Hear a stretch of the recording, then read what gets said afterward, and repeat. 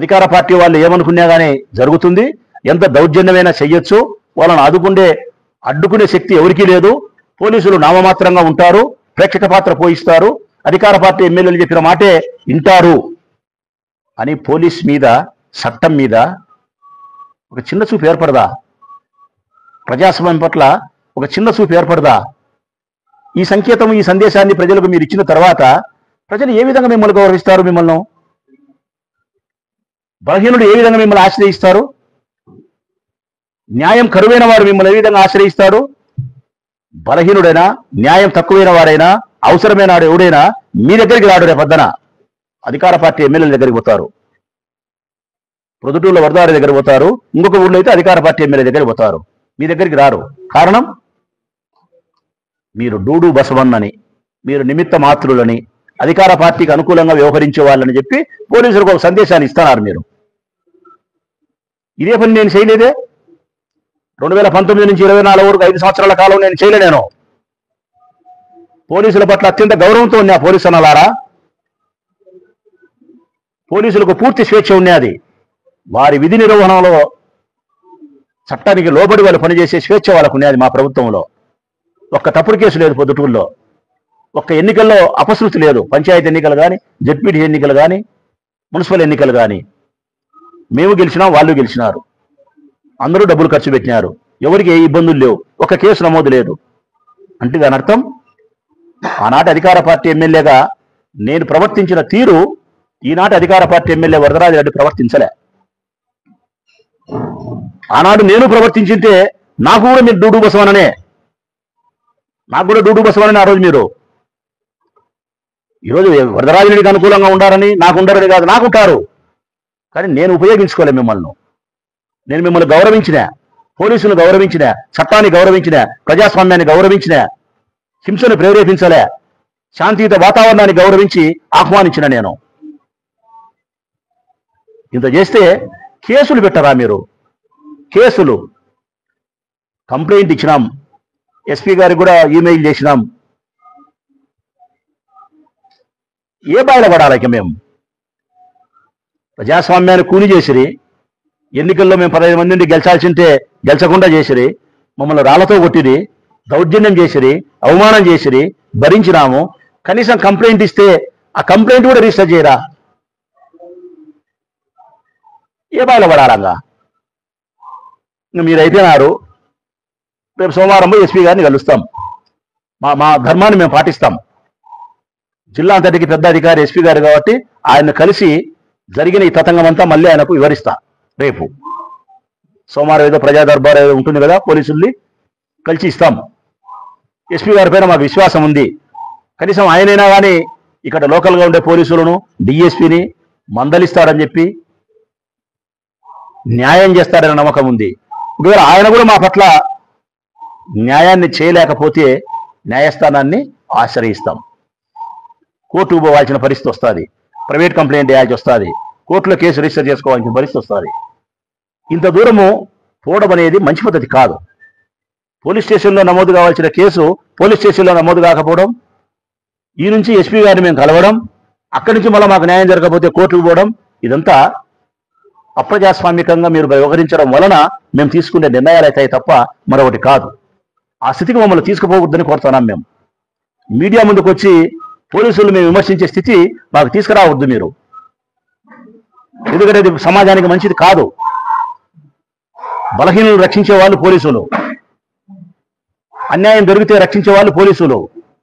అట్లాంటి పోలీసుల పట్లనే ప్రజాప్రతినిధులైన మాలాంటి వాళ్ళము ఇటువంటి సందేశాన్ని, ఇటువంటి స్టేట్మెంట్ ఇవ్వగలిగితే ఏం గౌరవం ఉంటుంది మీకైనా మాకైనా? ఒకవేళ మీరు అట్లా జరగలేదు, అట్లా దాడి జరగలేదు, అన్యాయం జరగలేదు, మేము కేసు కట్టలేదు అని మీరు అనాల్సి వస్తే ఒక్కసారి ప్రజలకు, పోలీసులకు ఈ వీడియో చూపిస్తా. ఇది చూసిన తర్వాతైనా కానీ ఇదంతా మీరు ప్రసారం చేయాలా, మీడియా సోదరులు కూడా. ఇది చూసిన తర్వాతైనా పోలీసులు చెప్పమనండి, దాడి జరిగిందా జరగలేదా, దౌర్జన్యం చేసినారా లేదా, పంచాయతీ కార్యాలయంలోకి పోయినారా పోలేదా, రాళ్ళు వేసినారా వేయలేదా.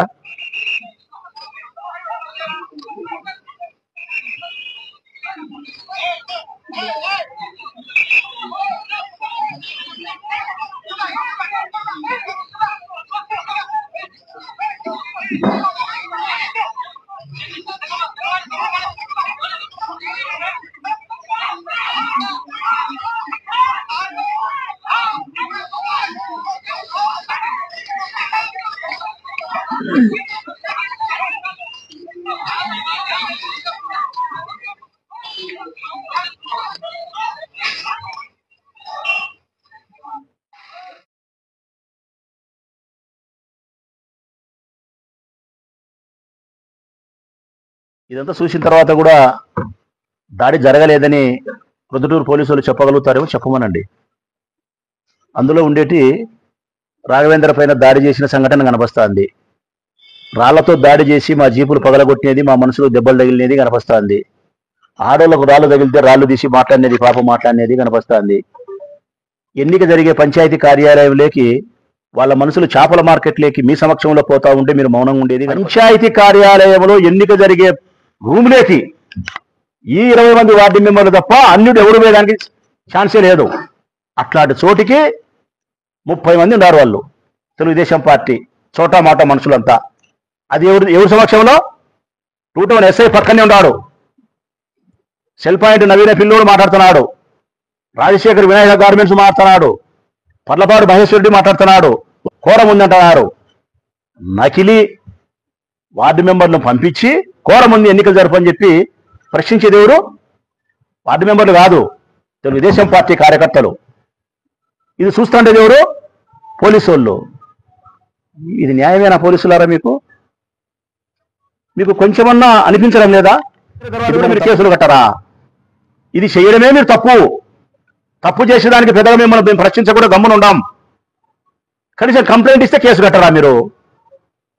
ఈ దాడికి కారణం వరదరాజరెడ్డి, వరదాడి కుమారుడు, బచ్చల పుల్లయ్య, ప్రతాప్ వీళ్ళందరూ తెలుగుదేశం వాళ్ళు అయితే వీళ్ళకి సహకారాన్ని అందించినది, ప్రోత్సాహాన్ని అందించినది మీరు కాబట్టి మీ పైన కేసులు పెట్టాలా?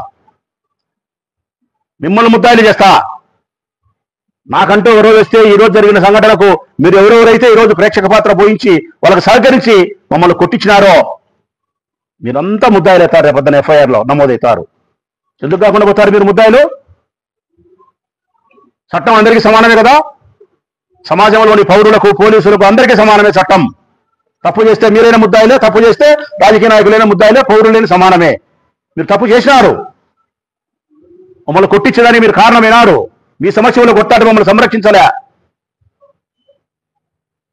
తప్పనిసరిగా మిమ్మల్ని చట్ట ప్రకారం శిక్షించే రోజు వచ్చినప్పుడు మిమ్మల్ని తప్పకుండా ముద్దాయిని చేస్తా. మీ మీద విచారణ చేపట్టే కార్యక్రమం చేస్తా.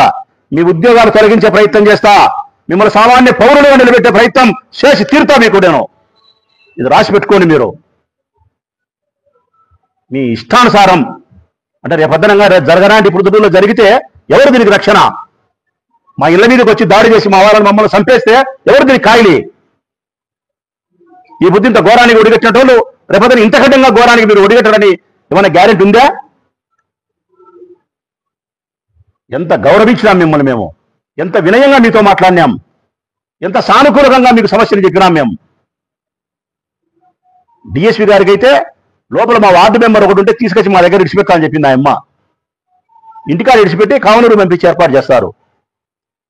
ఆ పిల్లోని ఏం పేరు? ఆ పిల్లోని పేరు పవన్ అనే పిల్లోని లోపల వాళ్ళు బెదిరించాలంటే పోలీసులు ప్రేక్షక పాత్ర చూస్తున్నారు. బెదిరించన్నారు, రా ఎక్కువ కావనూరు, రా ఎక్కువ. వాళ్ళు ఇష్టం వచ్చినట్టు బెదిరించి ఆ పిల్లోడు ఏడుచా అంటే పోలీసులు చూసా కూర్చున్నారు. మీరు ఒప్పించుకొని పిలుచుకొని పోండి అంట. ఏందయ్యాది? మీరు చెప్పాల్సిన మాటలు అయ్యానా? ఒప్పించుకొని పిలుచుకొని పోమని చెప్తారా మీరు? అసలు మీరెవరు ఇక్కడ లోపలికి వచ్చేదాన్ని కానీ అడగాల్సిన పోలీసు వాళ్ళు అడగరా మీరు వాళ్ళను? అన్నప్పుడు మమ్మల్ని పంపాల్సింది లోపలికి. బతికినోడు బతుకుతాడు, చచ్చినోడు చచ్చుతాడు. ఎంత అన్యాయం మీరు చేసేది మాకు. ఈ నియోజకవర్గ ప్రజలందరికీ స్పష్టంగా చెప్తానా, తెలుగుదేశం పార్టీ అధికారంలోకి వచ్చినప్పటి నుంచి వీళ్ళ దుర్మార్గాలు పెట్టరేకిపోయినాయి. వీళ్ళు ఇష్టానుసారం అయిపోయినాయి. వీళ్ళ బుద్ధి పుట్టే పనులు చేస్తున్నారు తెలుగుదేశం పార్టీ వాళ్ళు. ప్రజాస్వామ్యాన్ని నిట్టలు కూని చేస్తున్నారు వీళ్ళు. పోలీసులు అయితే పూర్తి వన్ సైడ్ అయిపోయినారు. గుండెపోటు రాకపోతే గుండెపోటు అని చెప్పి మీరు చెప్తారా? మీరు తప్పనిసరిగా భగవంతుడు అనేవాడు ఉంటే ఏదో ఒక రోజు మళ్ళీ అధికారంలోకి వస్తాం, రాకుండా పోం. ఈ ప్రజలే మమ్మల్ని మళ్ళీ గెలిపిస్తారు.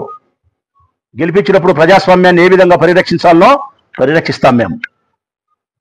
ప్రజలకు ఏ విధంగా మేలు చేయాలనో, చట్టం పట్ల ప్రజలకు ఏ విధంగా గౌరవం ఉండాలో, నమ్మకం ఉండాలనో చేసి చూపిస్తా ప్రొద్దుటూరులో నేను.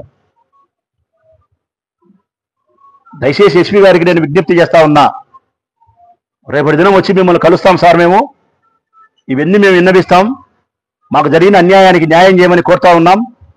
ఎవరైతే ఈ దుర్మార్గానికి పాల్పన్నారో, ఎవరైతే మీ పోలీసుల సమక్షంలో నేరం చేసినారో వాళ్ళపైన పోలీస్ స్టేషన్లో ఎఫ్ఐఆర్లో నమోదు చేయండి. ఈ దుర్మార్గానికి ఒడిగట్టిన పోలీసుల పైన మీరు మీ పోలీస్ డిపార్ట్మెంట్ ప్రకారం చర్యలు తీసుకోవాలా, సస్పెండ్ చేయాల వాళ్ళను. అందరు సీఏలు ఉండారు, ఎస్ఐలు ఉండారా మృతుడికి సంబంధించిన వాళ్ళు. ఎస్ఐ దాంట్లో వీడియోలు అయితే స్పష్టంగా కనిపిస్తున్నాడు ఆయన ఎస్ఐ గారు. ఎందుకు వీళ్ళని సస్పెండ్ చేయరు? ఎందుకు వీళ్ళు చట్టపరమైనటువంటి శాఖాపరమైన చర్యలు తీసుకోరు? అంటే తెలుగుదేశం పార్టీకి అనుకూలంగా ఎంత దుర్మార్గం చేసినా కానీ వాళ్ళకి సస్పెన్షన్లు ఉండవు, కితాబులు ఉంటాయా? మమ్మల్ని రాళ్లతో కొట్టి